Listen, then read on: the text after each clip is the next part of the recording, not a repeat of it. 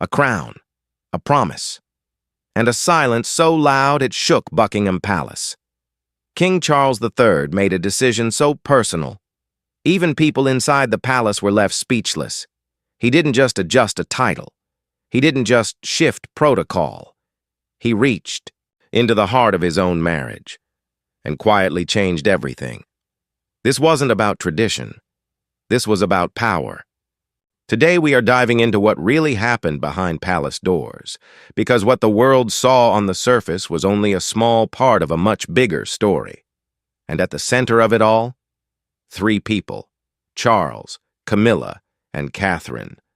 For years, Queen Camilla stood beside Charles through everything: scandal, public anger, endless comparisons to Princess Diana.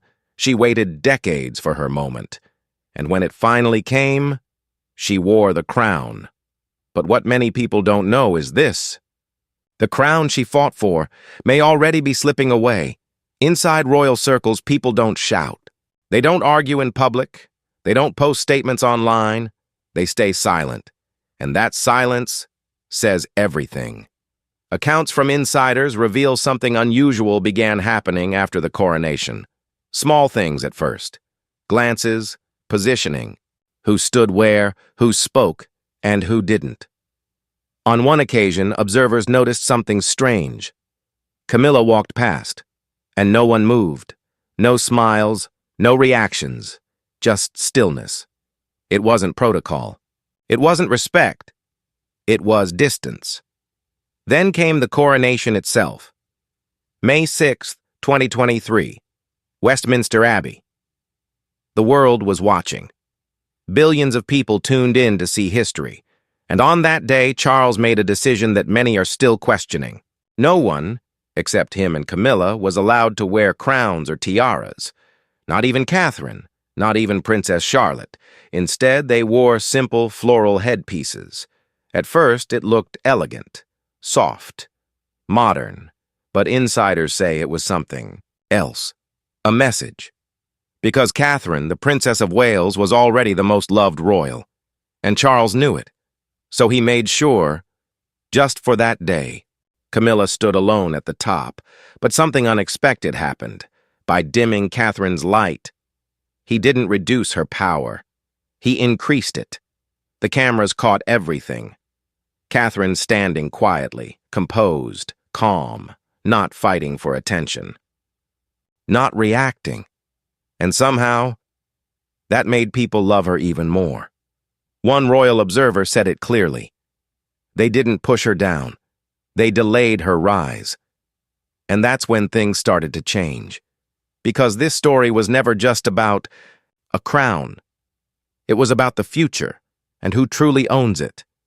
But this was only the beginning. To understand what's happening now, we have to go back to 2005. When Charles married Camilla. It wasn't a fairy tale. It wasn't celebrated. It wasn't even welcomed. The public reaction was cold. Some would say hostile. Because the memory of Princess Diana was still fresh. Very fresh. At that time, the palace made a promise. A careful one. A strategic one. They said Camilla would never be called queen. Instead, she would be known as Princess Consort. It sounded respectful, humble, almost modest. But there was one problem. That title didn't really exist. Not in law, not in history. And insiders knew something the public didn't. Camilla was always going to become queen. The promise was just to calm people down. Years passed. Slowly, her image improved. She worked quietly, avoided attention, stayed loyal to Charles. And then came the moment. The coronation. The promise disappeared. No announcement, no explanation. Just gone. Camilla entered Westminster Abbey as Queen Consort. Crowned, anointed, official. But even in that moment, something felt off. Royal watchers noticed how William and Catherine were placed. Not at the center, not highlighted, almost pushed aside. And people noticed something else. The guest list. Camilla's family had strong representation. The Parkers were there in numbers. But the Middletons? Only a few. Small detail, big meaning. Because in royal events, placement is everything. Every seat, every step, every look is planned. And that's when people started asking questions. Was Charles trying to secure Camilla's position? Or was he quietly preparing something else? Because behind the scenes, a different pattern was forming. Charles and Catherine had grown close, very close. Not just as in-laws, but as allies. They shared something important, a vision for the monarchy. And in 2024, Charles made a move that shocked even seasoned royal watchers. He gave Catherine a powerful role, Colonel of the Irish Guards. This wasn't just a title. It was symbolic, military, historic, respected. On the same day, Camilla received a role too, Grand Master of the Order of the British Empire. Both important, but not equal. Social media exploded. Comparisons everywhere. People noticed the difference. Immediately. One title felt active, powerful, connected to the future. The other felt ceremonial, and that's when the narrative began to shift. Charles wasn't just managing the present, he was shaping the future, and that future looked a lot like Catherine. Then came January 2026, and everything changed. A magazine cover, simple, clean, but explosive. Queen Kate. That was the headline. Not future queen, not maybe, not someday, just Queen. The article described her as a leader, a modern royal, a woman ready to guide the monarchy. And the timing couldn't have been more intense. Catherine had just returned after cancer treatment. Her popularity was at its highest. People admired her strength, her silence, her dignity. And suddenly, she was being presented as the future queen, while Charles was still king, and Camilla was still queen. Inside the palace, things got tense, very tense. Royal commentators began asking questions. Did William approve this? Did Catherine? Was this planned? Or was it something else? A signal? Because in royal life, nothing this big is accidental. Sources say Camilla felt the pressure immediately, not publicly, but privately. She had spent years building her place, earning acceptance, staying patient. And now, it felt like the spotlight was moving away. Even during public events, people noticed changes. Who stood next to Charles? Who got attention? Who the cameras followed? And it was clear. The focus was shifting. Polls confirmed it. William and Catherine were at the top. Charles was behind. Camilla, even lower.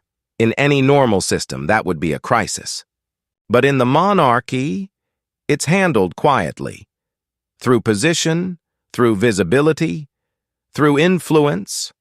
And behind the scenes, one question grew louder. What happens when William becomes king? Because that's when everything resets. Catherine becomes queen, automatically, naturally, without resistance. And Camilla, her role changes. She doesn't disappear, but she steps back. The likely title? Queen Dowager. A respectful term, but very different. Because it means one thing. Her time is over. And for someone who waited decades for the crown, that reality hits hard. But the full truth was still to come. To really understand this story, you have to look at one name, Diana. Her presence never left, not really. For decades, she shaped how the public sees the monarchy. Her kindness, her image, her story. And Charles knows that better than anyone. Because he lived through it. The criticism, the comparisons, the pressure. And now, he sees something familiar. A new Princess of Wales, loved by the public, protected by the media, respected worldwide. Catherine.